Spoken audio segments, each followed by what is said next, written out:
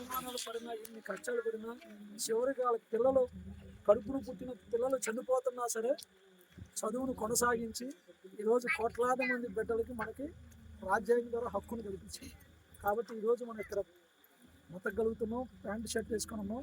ఒకప్పుడు ఎలా ఉన్నాం, మన ఊరు దాటి మనం పల్లెల్లోకి వెళ్ళాలంటే చెప్పులు తీసేసి మూతికి ఉమ్ముస్తూ వీటానికి కొండ పెట్టుకొని ముడ్డి వెనకాల తాటాకి కట్టుకొని మనం నడుస్తూ ఆ అడుగులు కూడా పడకుండా తుడుచుకుంటూ పోవాలి.